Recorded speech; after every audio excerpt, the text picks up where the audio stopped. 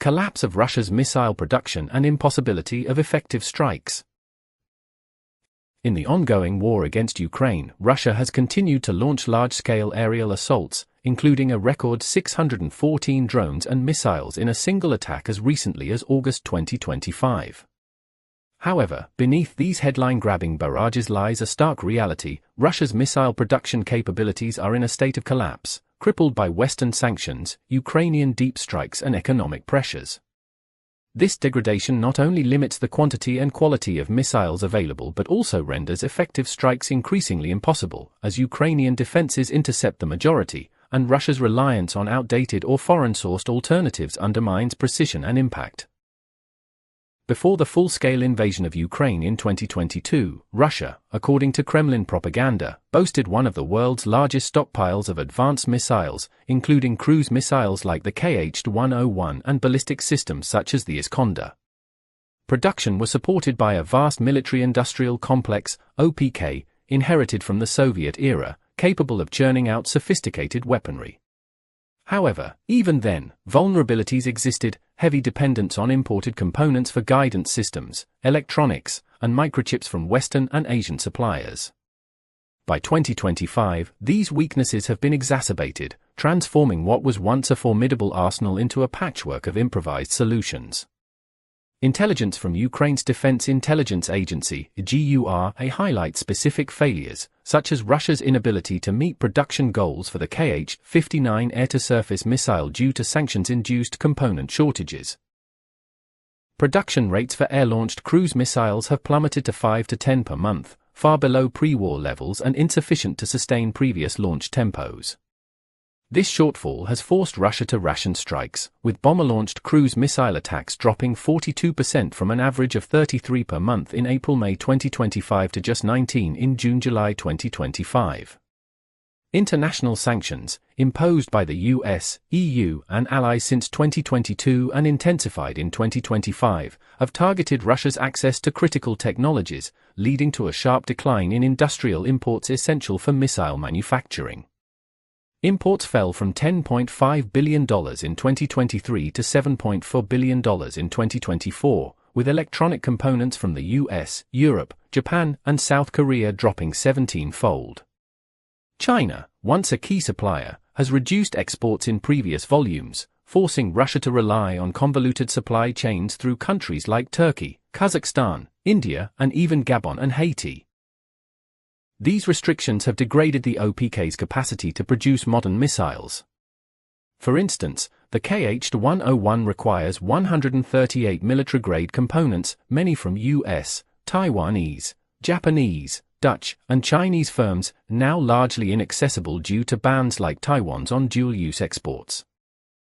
As a result, Russia has shifted to producing higher quantities of less sophisticated weapons, such as artillery shells and glide bombs, while retrofitting older systems. Quality has suffered. Refurbished tanks and missiles are often unfit for their intended roles, with hit rates for systems like Shahd drones falling to just 3% between August 2024 and March 2025. Sanctions have also created shortages of CNC machines, industrial lubricants, and microelectronics, reducing overall production reliability and output. This innovation stagnation means Russia is regressing to Soviet-era designs, unable to modernize due to dependency on third-party suppliers and failed import substitution efforts. By 2025, while Russia can still produce good enough systems to threaten Ukraine in the short term, it lags far behind Western and Chinese technological advances, with projections indicating simplified and slowed production in the coming years.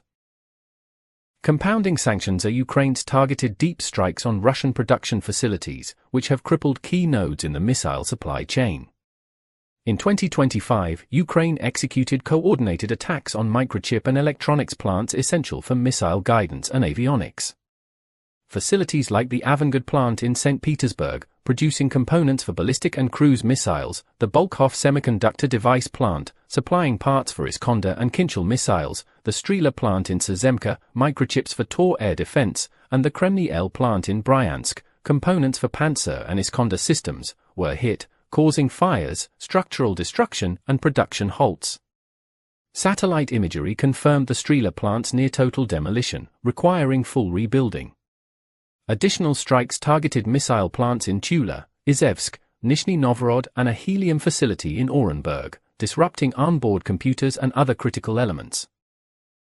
Operation Spiderweb, a Ukrainian drone campaign, destroyed and damaged 41 aircraft, including a third of Russia's strategic bombers like the Tu-95 and Tu-160M, irreplaceable since Russia no longer produces these models. This has created a launch bottleneck, relocating surviving bombers to distant airfields and reducing strike frequency. These operations have forced Russia toward lower-tech alternatives, diminishing weapon effectiveness and increasing frontline losses. Ukrainian intelligence reports that such strikes, combined with sanctions, have stopped Russia's fulfillment of state orders for missiles like the Kh-59. Russia's faltering economy in 2025 further erodes missile production sustainability. Oil revenues, a lifeline for military spending, have slumped by a third due to prices dropping to around $60 per barrel from $100 at the war's start, driven by weak global demand and a strong ruble. This has widened the budget deficit to its largest in over 3 decades, with high inflation and interest rates straining resources. Despite record military expenditures, these fiscal woes limit investments in production, exacerbating shortages.